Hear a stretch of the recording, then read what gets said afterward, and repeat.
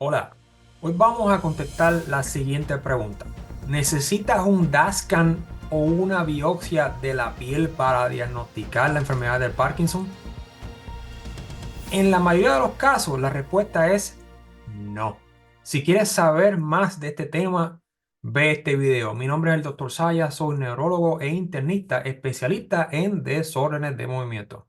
Vamos a empezar diciendo que lo primero que hay que enfatizar es que no hay ninguna prueba, ningún estudio de laboratorio o un estudio radiográfico que pueda reemplazar un médico bien entrenado en el área. Inclusive no en estos años 2023, casi 2024. Es importante entender que todavía en el 2023, 2024, que estamos casi ahí, el diagnóstico de la enfermedad del Parkinson es un diagnóstico clínico. Diagnóstico clínico. Estoy bastante seguro que muchos de ustedes piensan, ¿cómo un médico puede decir que tengo la enfermedad del Parkinson solamente observándome caminando en el pasillo y haciendo que haga movimientos como este? Y chequeando a ver si tengo rigidez o no, y no hacen ninguna prueba. ¿Cómo es posible que suceda? Porque el diagnóstico de la enfermedad de Parkinson se basa en observación y poniendo todas las cosas, todo tu historial junto para poder llegar a un diagnóstico clínico. Esto suena bien aterrador, pero déjame decirle que los neurólogos especialistas en desorden de movimiento son bastante buenos haciendo este diagnóstico. Inclusive, eh, mejor ahora que muchos años atrás porque tenemos más tecnología disponible, como lo es el uso del DASCAN, que es lo que vamos a hablar hoy, y la biopsia de la piel para detectar la proteína anormal que se encuentra en muchas áreas de tu cuerpo cuando tienes la enfermedad del Parkinson. Ahora bien, déjame decirles que no siempre los médicos están correctos. Hay muchos casos que no. Por ejemplo, les voy a enseñar dos estudios importantes. Uno de ellos se publicó en el 2016 por este grupo que evaluó 20 estudios, por lo menos 11 de ellos con la patología, que es básicamente la biopsia, la autopsia. Encontraron que el 80% de los pacientes diagnosticados con la enfermedad del Parkinson tuvieron el diagnóstico correcto. Eso quiere decir que el 20% fueron diagnosticados incorrectamente. Ahora bien, la precisión diagnóstica mejoró cuando el diagnóstico fue hecho por un neurólogo especializado en desórdenes de movimiento. Mejoró casi un 10%, un 8%, un 9%, 10%. Ahora, este otro estudio, publicado en el 2014, indica que durante los primeros 5 años de empezar con los síntomas motores de la enfermedad del Parkinson, la probabilidad de estar correcto con el diagnóstico es un 50%, básicamente un 53%.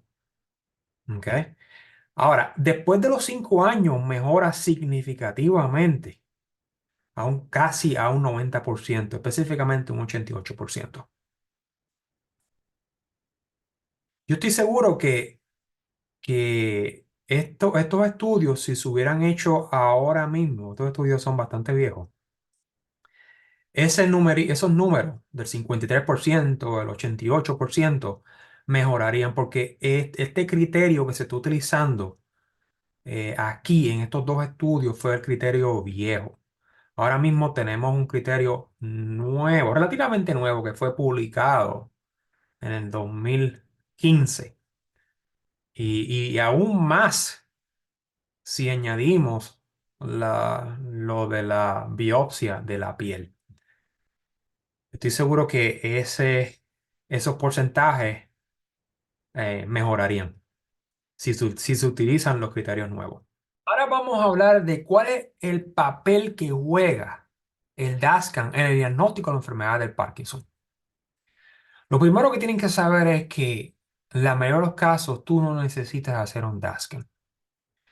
Déjame darle un ejemplo. Si tú tienes un paciente que fue diagnosticado por un neurólogo especialista en desorden de movimiento y que está respondiendo a los medicamentos, a la levodopa, ese paciente no hay que hacer un DASCAN porque no va a cambiar el manejo, no le va a añadir ninguna información nueva.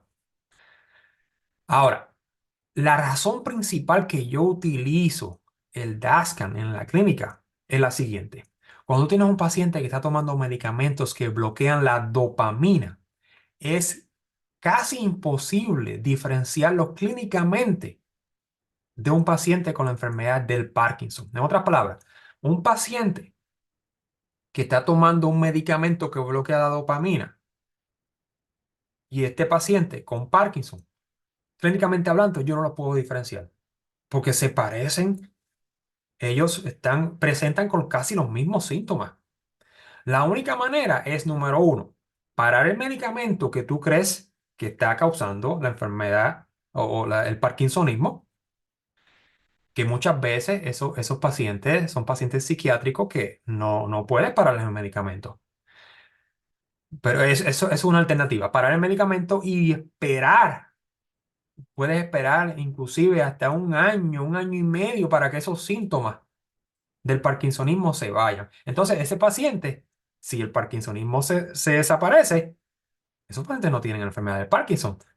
Esos pacientes tienen lo que le llamamos es el parkinsonismo debido a drogas que bloquean la dopamina.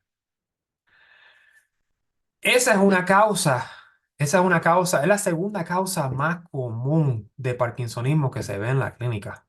Porque estamos utilizando muchos medicamentos que bloquean la dopamina. Y esa es una razón principal para utilizar el DASCAN, para diferenciar esos dos pacientes. El paciente con la enfermedad del Parkinson, que es una enfermedad progresiva neurodegenerativa, y este paciente que lo que tiene es Parkinsonismo, movimientos lentos y rigidez y temblor, porque le estás dando un medicamento que bloquea la dopamina.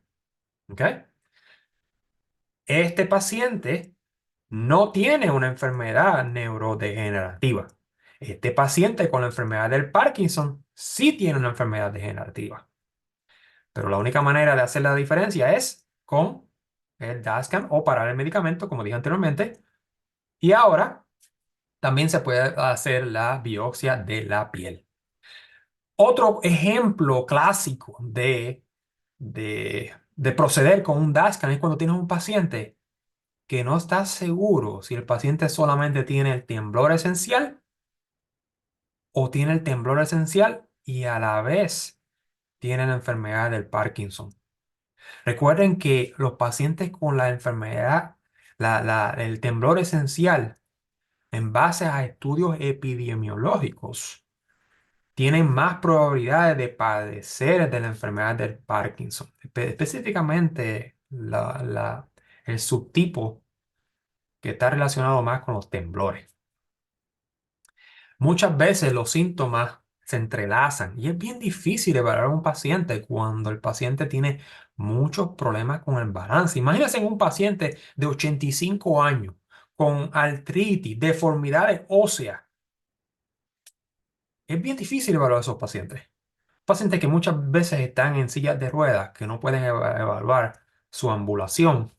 Esos pacientes entonces se beneficiarían de un estudio más objetivo como es el DASCA. Ahora vamos a hablar de lo que envuelve el DASCA. Lo primero que tienen que asegurarse es que ustedes no estén tomando un medicamento o medicamentos que lo van a ver aquí en la pantalla, medicamentos que interfieran con la interpretación del estudio. Hay ciertos medicamentos que si lo estás tomando, tienes que decirle a tu médico que está tomando esos medicamentos porque esos medicamentos tienen que pararlo. Y recuerden que tú no puedes parar esos medicamentos así de golpe. Esos medicamentos tienen que bajar la dosis poco a poco. Y por eso que tienes que decirle a tu médico para que te ayude y te explique cómo es el procedimiento. ¿Ok? Muchas veces, muchos de esos medicamentos tienes que pararlos por lo menos una semana antes del estudio, porque si no, estás perdiendo el tiempo y el dinero, porque el estudio puede salir positivo porque estás tomando esos medicamentos. Entonces eso no quiere decir que tengas lo que llamamos una enfermedad relacionada con el parkinsonismo. El estudio fue positivo porque estabas tomando esos medicamentos que afectan la evaluación de la prueba. Ese es el paso número uno que tiene que estar pendiente cuando estés haciendo esta, esta prueba.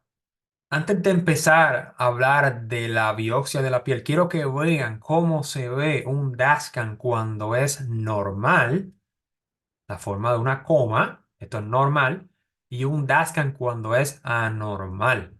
¿Ven la diferencia? Una diferencia bien clara, por lo menos en este caso, pero no todos los casos son así.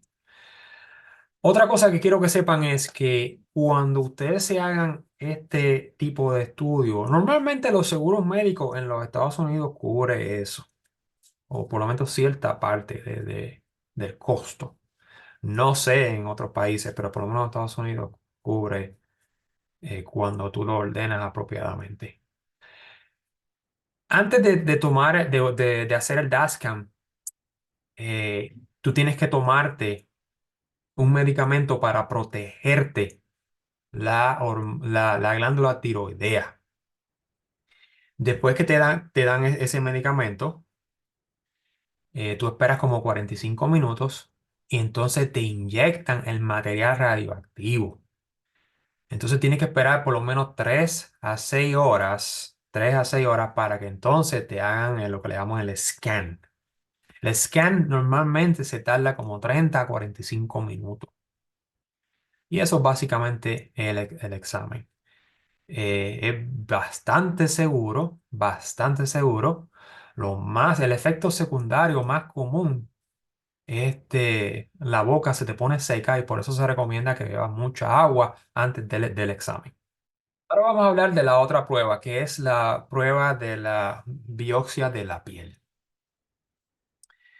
Esta biopsia es bien sencilla de hacer y les voy a explicar ya mismo.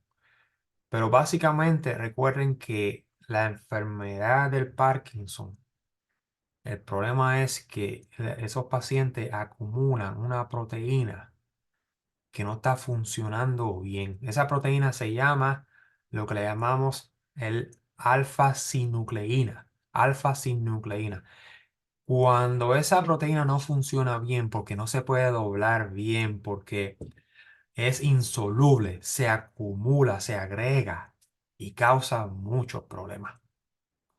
Esa proteína anormal se encuentra no tan solo en el cerebro, en muchas áreas del cuerpo y especialmente en la piel. Y por eso es que se puede identificar actualmente esa proteína anormal con la biopsia. Ahora bien, hay 5 enfermedades, 5 condiciones que te puede dar la biopsia positiva y la enfermedad del Parkinson es una de ellas, no es la única. En otras palabras, cuando un paciente tiene una biopsia positiva, eso no quiere decir que tenga la enfermedad del Parkinson. Podría tener la enfermedad del Parkinson, pero hay 5 alternativas.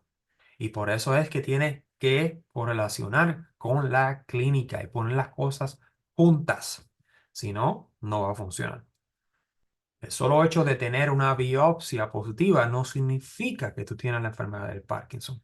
Puedes tener otra enfermedad similar, como la enfermedad de los cuerpos de Lewy. ¿Ok? Esa es otra condición que se parece muchísimo a la enfermedad del Parkinson, pero se clasifica de una manera distinta. Y hay una controversia en eso, pero ese no es el tema ahora.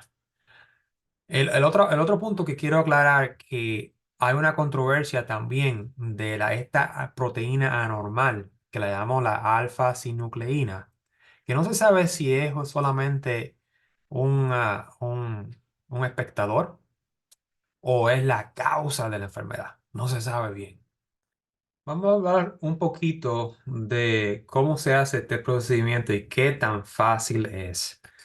Este es el website de la prueba. Está en inglés. Cada país es distinto. Cada país tiene su propio sistema y su propia compañía. Pero básicamente el procedimiento es bien similar. Quiero enseñarles cómo es que, en dónde se hacen la biopsia.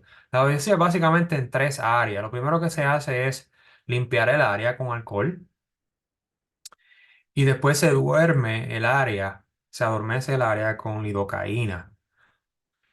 Un poquito de lidocaína, entonces después se hace la biopsia. La biopsia es bien sencilla de hacer. Todo el procedimiento se tarda no más de 8 minutos, no más de 8 minutos.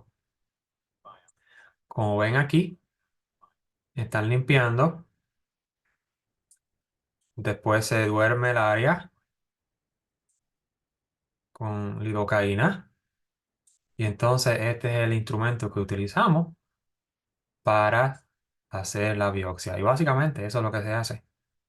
Después la biopsia se manda al laboratorio y llega en aproximadamente 3 semanas. Tenemos los resultados. Si quieren saber más de este procedimiento, vayan a este sitio en la internet, pero no estoy seguro que otro sitio, por ejemplo, la gente de México, la gente de Argentina, ni de otros países latinoamericanos, no sé cuál es el website que pueden ir para encontrar esto en español.